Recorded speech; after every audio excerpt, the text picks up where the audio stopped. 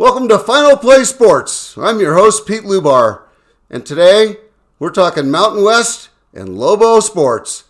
Let's have some fun today. We're going to start with the Mountain West. The Mountain West is now talking to North Dakota State as a football-only member.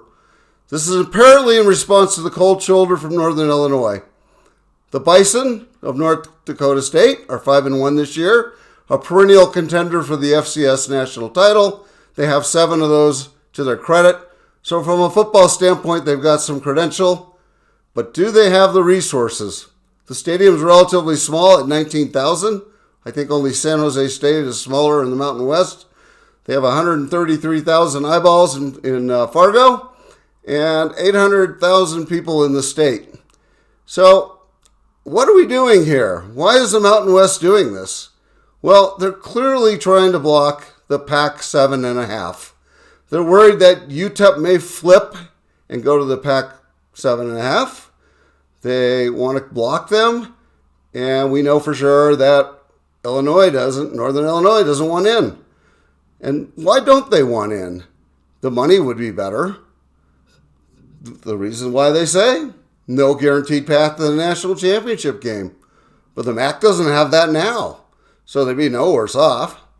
They're worried about travel, but they traveled to Buffalo. It's 500 and some miles away. They traveled to Raleigh, play NC State, and that was 1,000 miles. So for those 3 or 4 or 5 road games a year that they would have to play in the Mountain West, yeah, they'd have an extra half an hour on the plane, but who cares? So what they're saying is, we really like bus trips and Tuesday night games. And so that's what they're going to have. Congratulations. Moving on to Lobo sports now.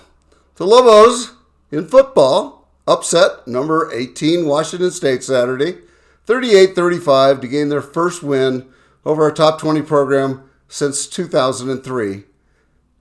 And first win over a non-conference top 20 team since 1940.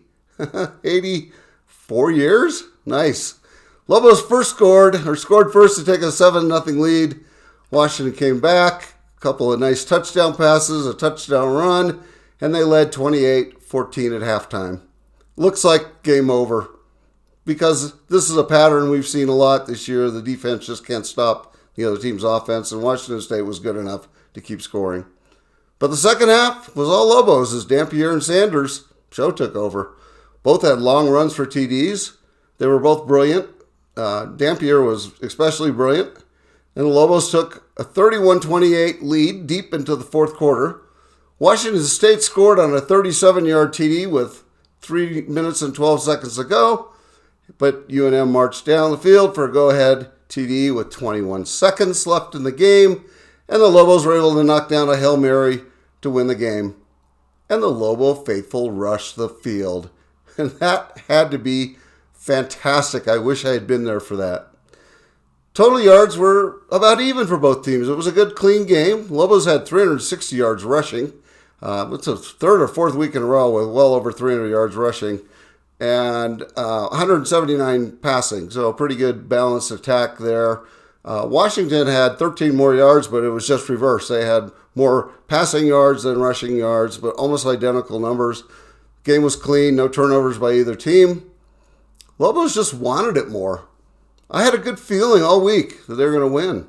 They felt confident. They talked about the next opportunity.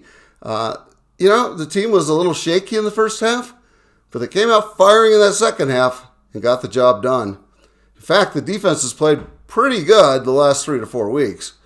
Even the Wyoming game was lost on a pick 6 by Dampier. It wasn't really the defense's fault.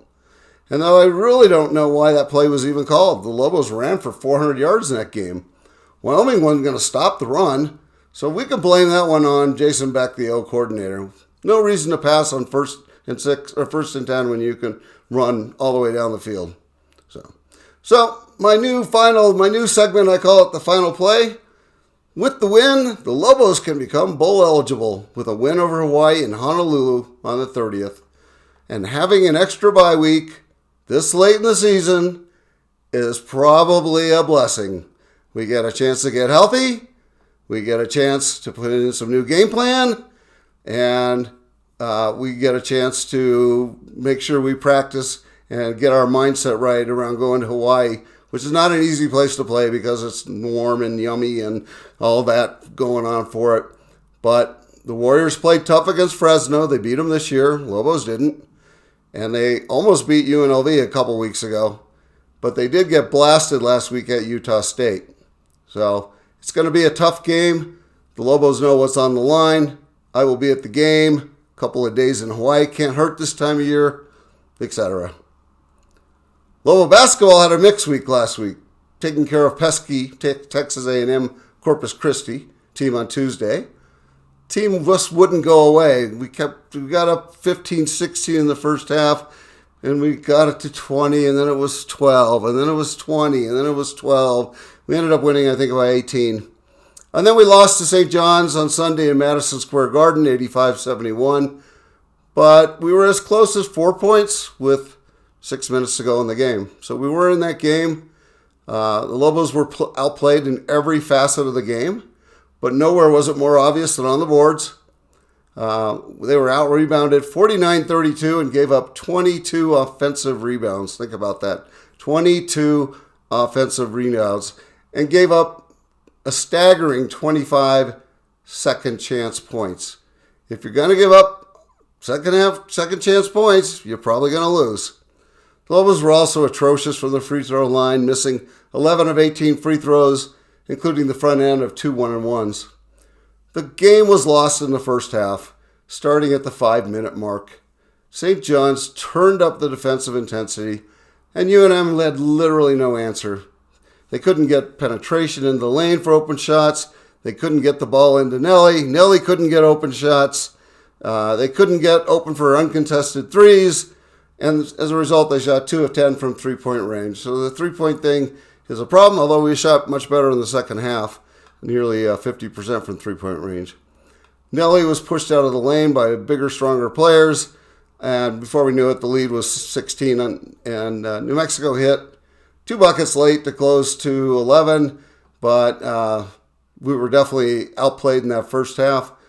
In the second half, the Lobos looked much better. They played at both ends much better and cut the lead to 6 several times, and even 4 points. But the Red Storm was able to pull away after each timeout. It was really interesting. It seemed like they'd come out of a timeout and get a 4 or 6 point run, and then we'd get it back to get it up to 11 or 12, and we'd get it back down to 6, and then there'd be a timeout for either coach's timeout or a media timeout, and then they'd get 4 or 6 out. So, they were definitely the better team. The Lobos learned, I think, a lot from playing them.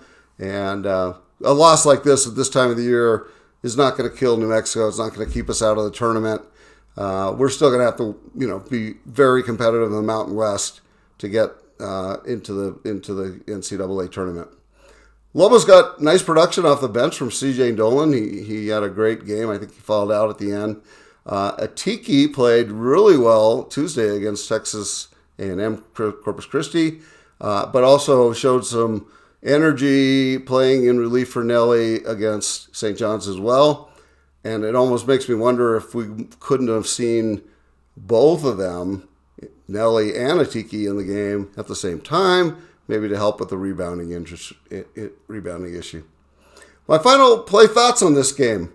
The Lobos were outmatched physically and outcoached and exposed a weakness which will have to get fixed if this is going to be a good season. The Lobos cannot get beat on the boards by 17 and expect to win, particularly if many of those boards were giving second chance points to the other team. And the Lobos have to get some production out of their three. Philippe, who plays that position, he started the last few games. He posted all zeros on Sunday. 1 turnover, 10 minutes of play. Patino kept him on the bench the entire second half. So he's going to have to learn to shoot or rebound or defend or do anything better so that he continues to get playing time. And with that, I'd like to thank you for listening. If you enjoyed this and would like to subscribe, please go to my YouTube page and subscribe.